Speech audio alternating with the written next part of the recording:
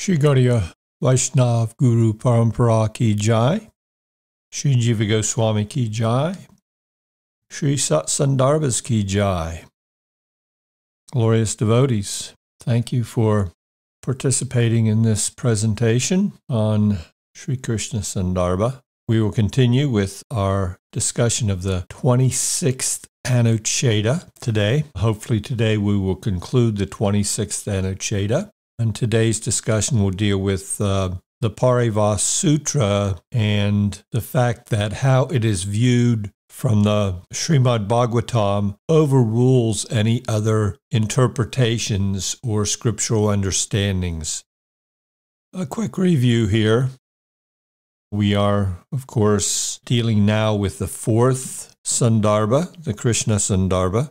The Krishna Sandarbha, of course, follows the three other Sandarbhas dealing with Sambandha Gyan. The three other Sandarbhas relied primarily on a complete unpacking of the Vedanti verse, Vedanti tat tattva vidas tattvamyaj gyanamadvayam Brahmeti paramatmeti bhagavaniti subjite.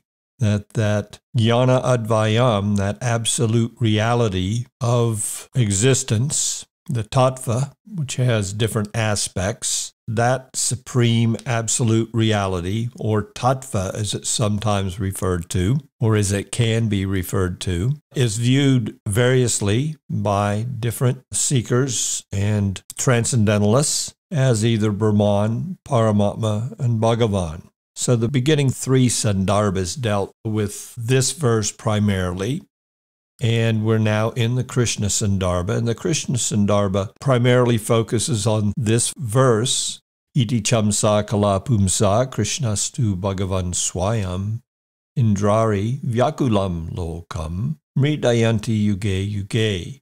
That of all the various manifestations of the Supreme Absolute that make appearance in the material world, prakat manifestation within the material world, of all those, we must understand that the supreme manifestation of the tattva from our Gaudiya perspective is Bhagavan Sri Krishna. So Krishnastu Bhagavan Swayam. This particular verse is referred to as the Paribhasa Sutra, and we've been very comprehensively, under Jiva's direction, studying the nature of this Paribhasa Sutra and how, from the Gaudiya perspective, our study of Scripture is guided by and illumined by this particular verse from the Śrīmad Bhāgavatam. So we've had quite a few classes here dealing with the proper interpretation of the Paribhasa Sutra, and this has all been coming from Jiva Goswami's 29th Anucheta. So we dealt with the ruling authority of a Paribhasa Sutra, and the remainder of this Anucheta has dealt exclusively with how we're to see other individual scriptural statements in light of the Paribhasa Sutra, and how we're to view different Leela narratives within the Śrīmad Bhāgavatam in light of the Paribhasa Sutra, and even other Leela narratives outside of the Śrīmad Bhāgavatam, how they're to be viewed in light of the Paribhasa Sutra. So last week we covered the case of avatars of Vishnu, and now Jiva Goswami's concluding remarks in this 29th Anucheta. So the beginning remarks and the concluding remarks of this one Anucheta deal specifically with the ruling authority of the Paribhasa Sutra according to the Gaudiya perspective. So Jiva writes in this last subsection of the 29th Anucheta, moreover, the latter statement regarding Vishnu's being impelled to accept 10 avatars is deceptive in nature because it promotes karma's insurmountability by employing words like matsya and kurma, which apply equally to a fish and a tortoise respectively, and to the avatars of Vishnu, such as Matsyadev and Kurmadev. The following verse provides an example of such deceptive usage. Alas, who can describe the evil of gold? Dustura, the poisonous fruit of the Dustura plant, is intoxicating simply because it bears the same name as gold. Furthermore, because the Skanda Purāṇa is a text that promotes the supremacy of Shiva, it is without utility in regard to the present topic, the Kesha avatar, being antagonistic to the Vaishnava conclusion. Thus, in Skanda Purāṇa itself, Lord Shiva informs his son Kartikeya, even within the Shiva scriptures, only those statements are acceptable that are in accordance with the sacred texts related to Bhagavan. This too is certainly appropriate, because it, the Skanda Purāṇa, is without independent authority in this matter, having an ulterior motive, as expressed in the Bhagavata. Muddy water cannot be clarified by the addition of mud. We'll read one more part of the Anucheda.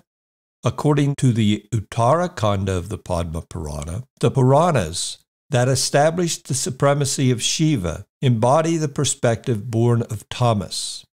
In the Matsya Purāṇa also, they are said to consist of stories assimilated to tamas, and it was appropriate for the Senior Sutta, the speaker of the Skanda Purāṇa, who did not study Śrīmad Bhāgavata, and who disrespected Sri Balaram, to utter such statements born out of imperfect knowledge of the truth of Sri Bhagavan, as is said, such is the account some sages put forth, O wise king, but those who speak in this illogical manner contradict themselves.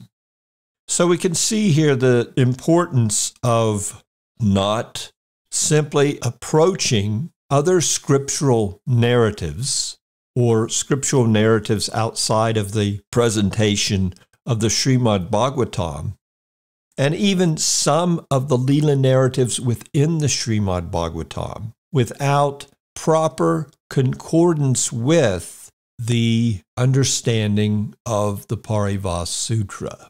So the Vedic presentation is for the upliftment of the entirety of humanity, and not all of humanity is at the same level of qualification due to the influence of the modes of material nature upon our consciousness. So sometimes our consciousness is overwhelmed by the mode of ignorance. Sometimes our consciousness is overwhelmed by the mode of passion. And at fortunate times, our consciousness can be overwhelmed by the mode of goodness. Now, any of these predominating modes of material nature, and we say predominating because the proper understanding is that we're never fully in ignorance or fully in passion or fully in goodness within the material world. These modes of material nature are always mixed to a lesser or a greater degree with both of the other modes of material nature. So, because the Vedas are there for the upliftment of the entirety of humanity, humankind, living entities who have intellect, and that comes with the human form of life. There is also limited intellect with the other forms of life, both the plant and animals. But only in the human form of life are we afforded the opportunity to inquire into the nature of ourselves. Due to the influence of specific modes of material nature, the great sages have provided with us, provided for our well-being, literatures that cater to our specific consciousness. Now, the glory of the Śrīmad Bhāgavatam is no matter what mode of material nature one may be predominantly influenced by, the Śrīmad Bhāgavatam can immediately, because of its immense spiritual potency, bring one from any mode up to the platform of transcendence under the good guidance of Krishna's unalloyed devotees. So anyone, no one is barred from study of the Śrīmad Bhāgavatam under good guidance. Of course, we have many shastric rules and regulations and different social norms followed by different segments of society, which would try to put some limitation on the power, the transcendental potency and power of the Śrīmad Bhāgavatam.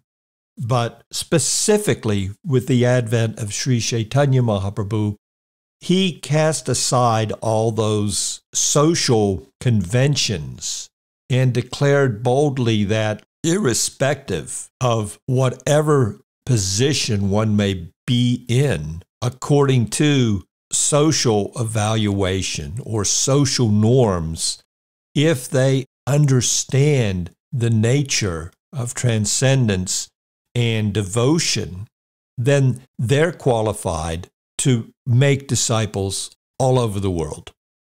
So if they know bhakti, if they've been touched by bhakti, and they are qualified to disseminate transcendental knowledge independent of social convention.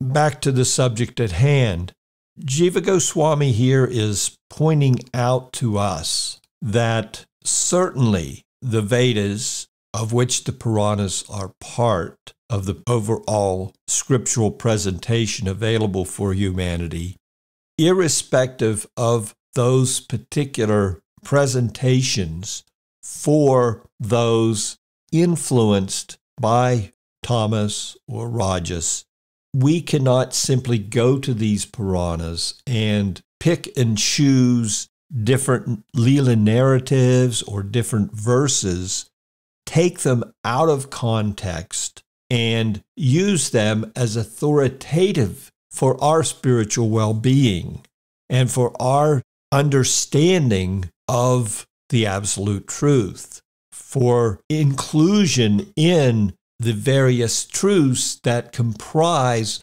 the knowledge of a sampradaya. Certain narratives do not fit, and this particular ending of the 29th Anucheta is meant to give us an insight into this. Jiva himself is taking a very, very firm position here in regards to the various statements and making it clear to us that they have to be seen in light of the Śrīmad Bhāgavatam generally and the Paribhasa Sutra specifically. So we cannot take this whole narration, the whole Kesha narration, the two hairs from the head of Vishnu, and apply a literal interpretation. And we can't take statements from other Purāṇas which seem to classify Bhagavan Sri Krishna as equal to or in the same category of avataric descents as other manifestations, the other Leela avatars, Guna avatars, Yuga avatars within the material realm. They're not all equal. They're not all one. And the Paribhasa Sutra rules supreme for a proper understanding. Now, it will become abundantly clear as we go forward from this 29th Anucheta. Jiva Goswami is not done with this subject, because from here, going forward, he further fortifies by the common logic, nyaya, of pounding the post in establishing a fourfold army in protection of the Paribhasa Sutra. But not to get ahead of ourselves, let us continue with his detailed explanation here, wherein he makes it clear how we, as Gaudiyas and as studious students, attentive students to his toolage, are to properly understand these other statements. So he continues, By such an assertion from Śrīmad Bhāgavata, statements to the contrary from other Purāṇas are superseded. This is to be understood in the same manner as the overruling of one injunction by another in the ritual portion of the Vedas. Such is the statement, "We shall drink soma and become immortal," from the Rig Veda, being overridden by the contravening statement, "Just as in this world the objects acquired through diligent effort, karma, are subject to decay, so also in the next, i.e. heaven, the results acquired through virtue will also wither away." Here also the logic quoted above is seen to be applicable. But those, and he quotes the logic from the Śrīmad Bhāgavatam's 77th chapter of the 10th canto, Prayers of the Personified Vedas, but those who speak in this illogical manner contradict themselves, having forgotten their own proper statements. So this is self-evident. A statement from the Rig Veda that says that we drink soma and we become immortal is certainly overridden by this statement from the Chandogya Upanishad, which makes it clear that everyone within the material world is subject to the ravages of time, even the residents of heaven. So we can drink soma and go to heaven. And from our perspective, from the common knowledge that one would have, it seems like an eternity. You are immortal. To live in one body for thousands of years is an eternity from our perspective, just as our lifetime in a human body is an eternity looked at from the perspective of an ant who, I'm not sure of their exact lifespan, but it is not 80, 100 years in human duration of life. So to them, we look like gods. We are immortal. We have intelligence. We have arms. We can do so much. Jiva Goswami continues in this Anucheta, and this is a long subsection, and we will hopefully get through the majority of it today. Therefore, what the senior sutta expressed in that regard in Skanda Purana concerning Krishna's being the Kesha avatar of Vishnu was merely his own doubt pertaining to Bhagavan's inconceivable nature.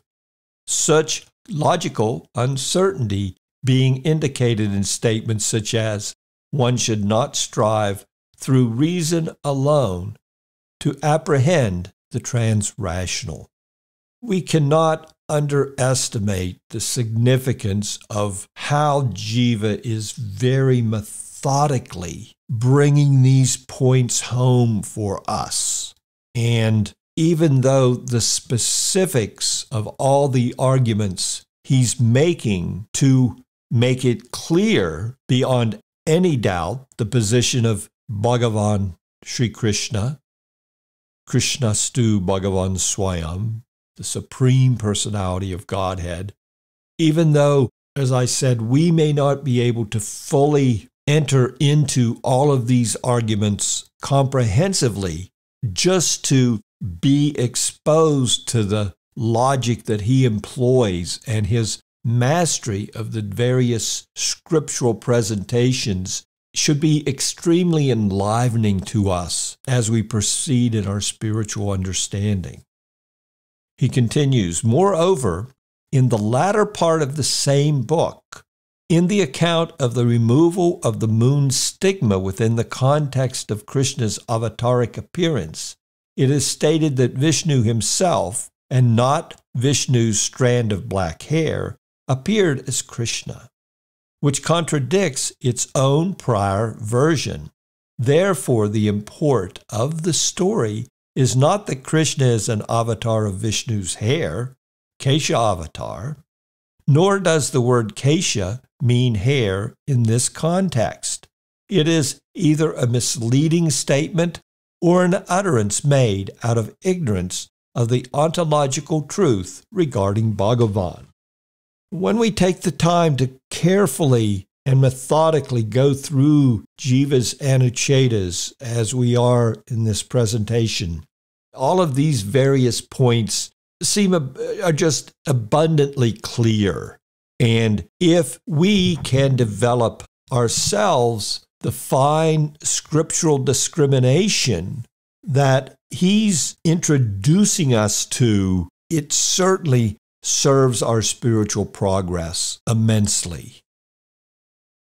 He continues, in light of the above, we can now examine the meaning of the words from the relevant verses of the Vishnu Purāṇa and other Purāṇas as follows.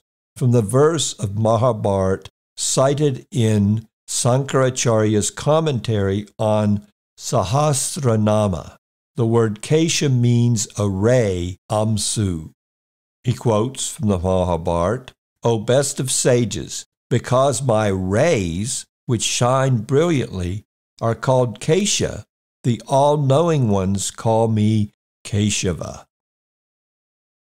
We will continue reading thoroughly Jiva's presentation here. Throughout the Vishnu Purāṇa and other Purāṇas, no word other than Kesha has been used in reference to Krishna's avataric descent. Additionally, it is well known from the Moksha Dharma that Sri Narada witnessed light rays of various colors emanating from Bhagavan. From this, it is evident that the Kesha signifies a ray of light, and these two rays, black and white, were indicative of the avatars of Vasudeva and Sankarshan. It is thus to be concluded that these two rays belonged exclusively to them. Although belonging to them, their manifestation in Aniruddha, the Purusha who exhibited them to Brahma, is certainly fitting because the effulgence of the avatar is encompassed within the effulgence of the avatari. In this manner, what is stated in the first canto, that Shiva is an avatar of the Purusha called Aniruddha, is in harmony with what is said in the fifth canto, that Shiva is an avatar of Sankarshan. So again, a deep dive here for us under Jiva's guidance into how all of these apparently contradictory statements and misapplication of words are properly harmonized with a deep and comprehensive understanding of the Siddhanta of our Sampradaya, and specifically the overriding understanding of Krishna's to Bhagavan Swayam. So this word Kesha, Jiva's giving us, this is referring to rays, and the black and white rays are an indicator. They're indicative of the avatars Vasudeva and Sankarshan. And naturally, any lesser or subsidiary in the hierarchy of the various manifestations of the Chaturvyuha, Vasudeva, Sankarshan, Pradyumna, and Aniruddha, if they are also manifesting an effulgence, that effulgence is there because it is there. It is there in an avatar because it is in the avatari, or the source of all avatars. So all this properly harmonized as Jiva has presented here. Thereafter, the meaning of the verse, Ujaharat Mana Keshal, he uprooted two of his hairs, that's from the Vishnu Purāṇa, is as follows. The verb Ujahara, uprooted, is used in the sense of uplifted, udritavan.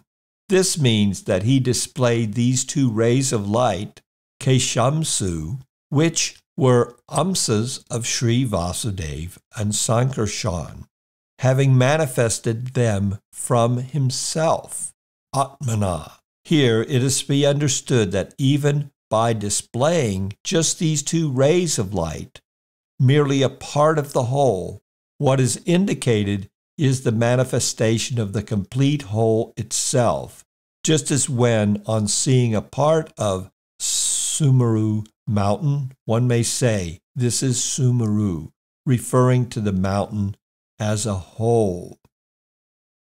So this, again, entering into the heart of the understanding here, that this manifestation of Krishna and Balaram that is spoken of in relationship to the Kesha avatars has to be seen, even though the display, as related in the various shastric presentations Jiva's already explored with us, or for us, I should say, that even though apparently it's Vishnu, who we know as a manifestation of the Sankarshan portion of the Supreme Lord, even though it appears that this manifestation of Vishnu has in these scriptures uprooted two of his hairs, really it simply means that he has bowed down two rays of the light that emanates from the topmost personality,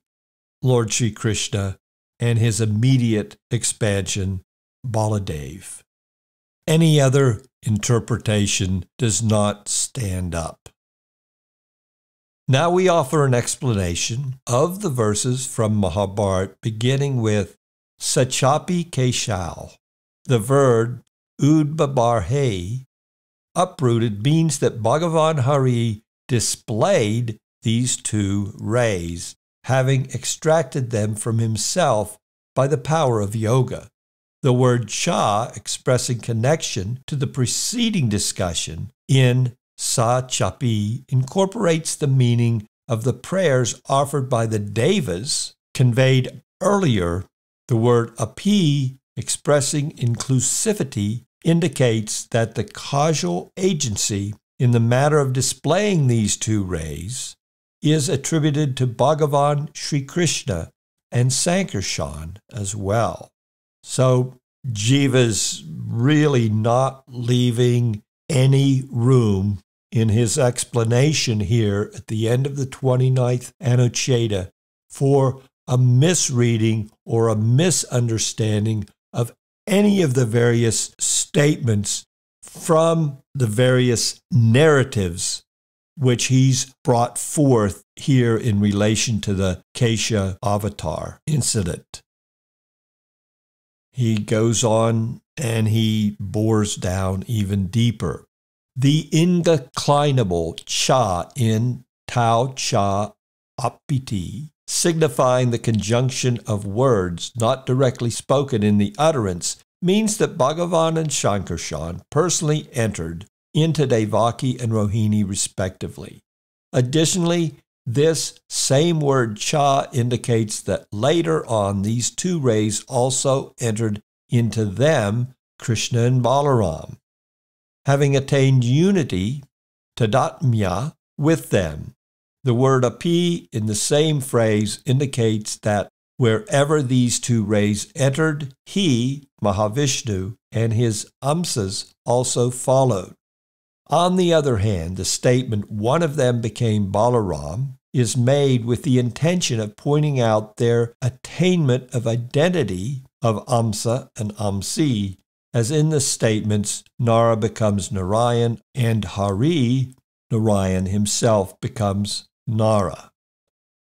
Again, the in-depth unpacking of the meanings here by Jiva Goswami is for our comprehensive appreciation of the narration when seen in the proper light of transcendental understanding that pours forth from the Paribhasa Sutra. The Anucheta continues. Keshava is well known as the presiding deity of the Mahayogapith at the place called Keshava in Sri Mathura, and he indeed is Krishna. Consequently, this will be illustrated later, discussed in Anucheta 63. In Nrsimha Purāṇa, however, the word Shakti, energy, has been used specifically in the sense of Amsu, a ray of light, as an indication of their respective colors, as in white and black are my energies, who have appeared to slay Kamsa, Nrsimha Purāṇa.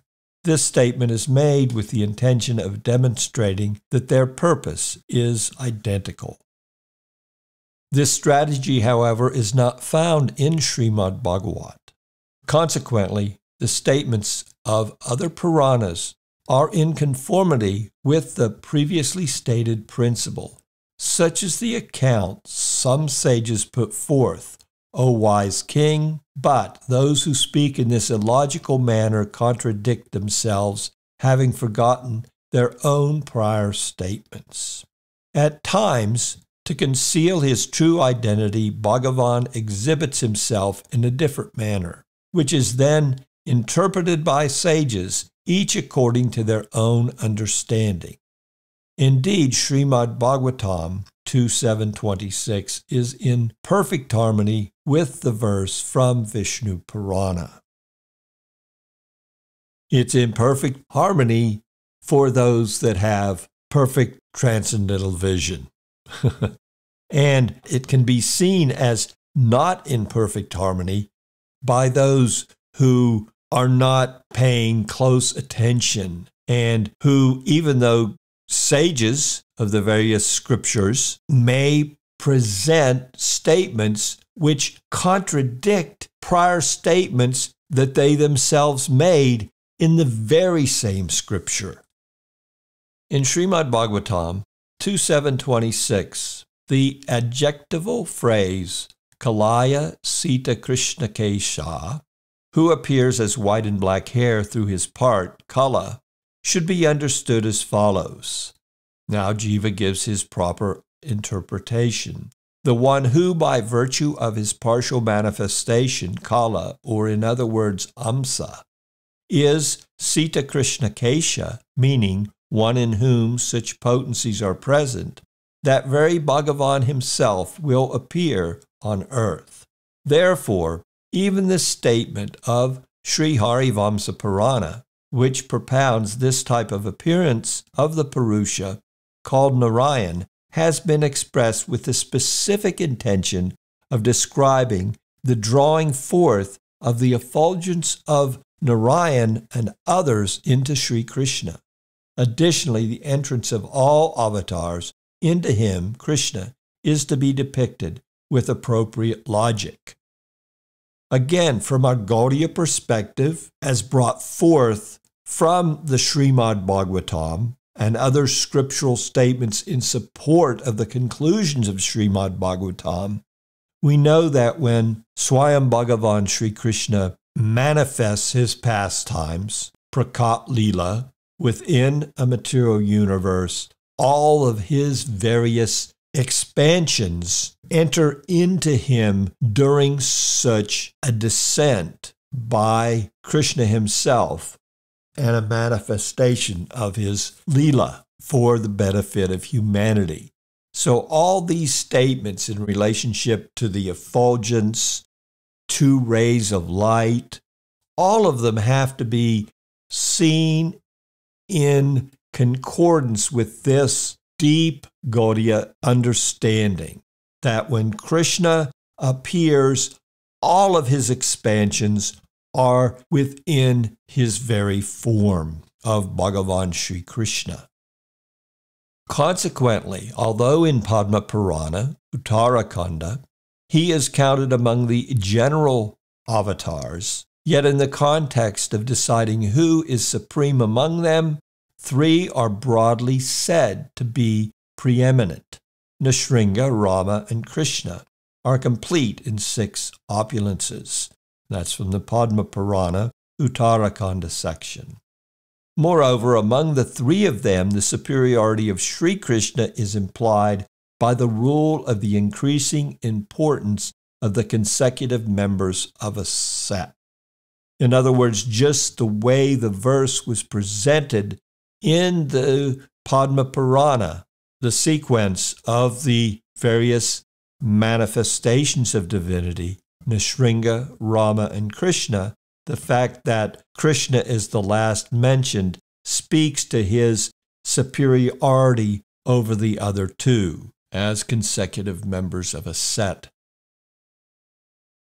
Therefore, in Vishnu Purāṇa, when Maitreya inquired into the cause of the non-liberation and ultimately of the liberation of Jaya and Vijaya in their forms as the 3 Asuric pairs, Hiranyakasipu and Hiranyaksha, Ravana and Kumbhakarna, and Sisupal and Dantavakra, Sri Parasara revealed the super-excellent glory of Sri Krishna alone. Moreover, the asuras cannot obtain liberation from any other avatar if unobtained directly from Sri Krishna. Bhagavan himself has affirmed this fact in the Gita by twice using the emphatic particle eva in the following 2 verses to stress the certain degradation of the asuras due to the non-attainment of him. I perpetually hurl these vicious, cruel, inauspicious, and most degraded among men into demoniac species alone, eva, to revolve in the cycle of birth and death.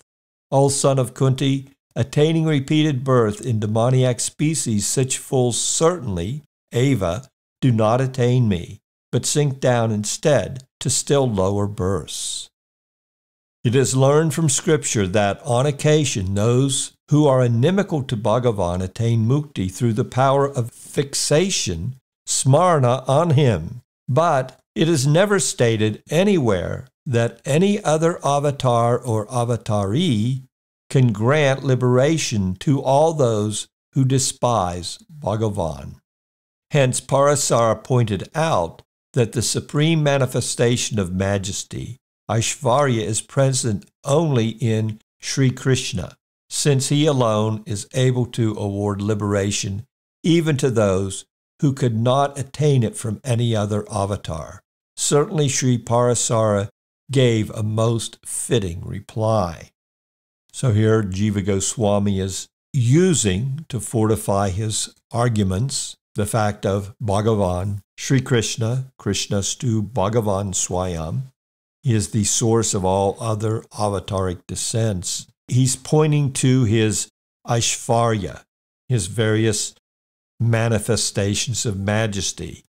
The topmost is often that quality of Aishvarya, which is topmost, is his infinite mercy. And that infinite mercy is displayed when he liberates those that are inimical, the demoniac. Such Aishvarya is not displayed by any other manifestation of the Supreme Lord. This is only done by Sri Krishna himself. Consequently, after having just stated that the direct realization, saksatkara, of Bhagavan's all-inclusive opulence is the cause of liberation, Parasara found even this conclusion to be unacceptable, having reflected further that Putna and others attained liberation even without such realization, and that Kalanemi and others were bereft of liberation in spite of such realization. Rather, in the final prose text, he declares that the true cause of liberation is indeed the supremely astonishing nature of Bhagavan, who is specified as Sri Krishna. Indeed, even when spoken of or remembered out of malice, this Bhagavan awards a result that is rarely attained by the host of suras and asuras. What then can be said of the result he bestows on those who are replete with devotion? So just to fortify the extraordinary mercy, opulence of Bhagavan Sri Krishna, Parasara goes on to say, even to those in the demoniac class that do not fix their attention on Sri Krishna in an inimical manner, he simply by their coming in contact with him, but not really concentrating on him in a specific way, to even those demoniac personalities, liberation is granted. From the above, it is to be understood that in the view of the Bhagavata, Jaya and Vijaya were required to take 3 births because their liberation was possible only through Sri Krishna. For this reason, Sri Narada made the following declaration specifically in regards to him. From the Śrīmad Bhāgavatam, Narada speaks, "Out of enmity, kings like Sisupal, Pundra, and Salva constantly thought of Krishna's gait, play, glance, and so on, even while lying down on their beds or sitting comfortably. Consequently, their minds were imprinted with the shape of Krishna's form, and ultimately they attained the liberated state of similarity with his form. What then can be said of those whose minds are lovingly attached to him?" I'm going to quickly finish this Anucheta in our time left here, and we may go on over a couple minutes, but this will allow us to push forward into the next Anucheta in our next class. Another verse from the Śrīmad Bhāgavatam, spoken by Sri Brahma. "Pralamba, Dhanuka, Baka, Kesha, Arista, and wrestlers Shanura and Mustika, the elephant, Kuvalapyapida, Kamsa, Kalayavana, Naraka, Pundraka, and others such as Salva, Dravida, Balvala, Dantavakra, and the seven bulls, Sambara, Viduratha, Rukmi, the kings of Cambodia, the Matsyas, the Kurus, the Kekayas, the Srinjayas, and other warriors on the battlefield armed with bow will be killed by Sri Hari Krishna himself under the names of Balaram, Arjuna, Bhima, and so on, and will attain to his abode. Sri Krishna is the bestower of liberation to all whom he kills by his supreme prowess, because his nature is such that he overwhelmingly attracts the heart of one who remembers him by whatsoever means. This type of nature, however, is not found in other avatars, hence they cannot award liberation to the enemies killed by them. As such, Vena, who was inimical toward Vishnu, did not attain liberation because he was lacking the same degree of mental fixity, avesh, on Sri Krishna, as found in those enemies already referred to. For this reason only, Sri Narada concluded, "Therefore one should fix one's mind on Krishna by any means whatsoever." It is thus established that Sri Krishna does indeed possess all-surpassing extraordinary potency. In this manner, having dismissed views to the contrary by offering congenial explanations, even of oppositional statements, it has been fortified that Sri Krishna is indeed Swayam Bhagavan. In this regard, it is seen even in the Vedanta Sutra and other such books that a great saying, Mahavakya, is established by removing the opposition of various statements. Consequently, such a process should not be disregarded, thinking that its relevance is applicable only to Śrīmad Bhāgavata. It is only the strength or weakness of particular statements that it is to be considered, and not their abundance or rarity. It is observed even in practical life that a single hero can defeat thousands of soldiers in battle. Similarly, it is precisely due to the removal of diverse oppositions that Krishna affirms that in all the Vedas, the reality to be signified, Abhideyatva, culminates in the supreme Brahman known as Sri Krishna himself. No one in the world besides me knows the heart of the Veda, what it enjoins and prohibits in its Karmakanda portion, what it reveals through mantras and aphorisms in its portion dealing with the worship of gods, and what it concludes after examining various alternatives in its Gyan Kanda division.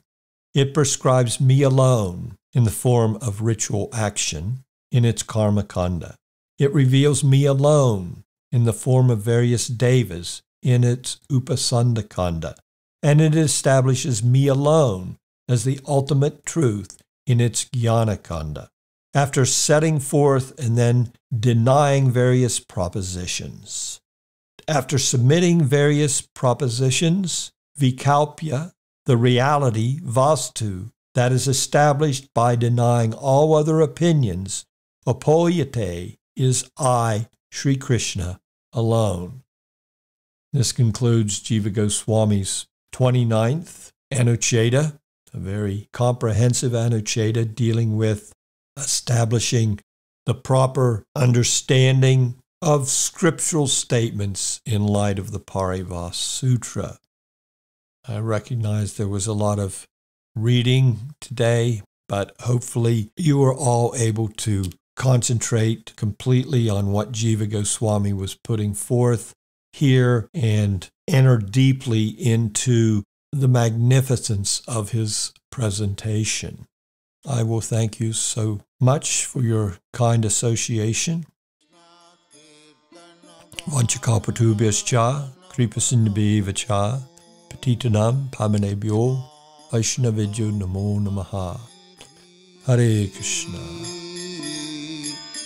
Dhīra dhīra jana priyau priyakarau nirmasanau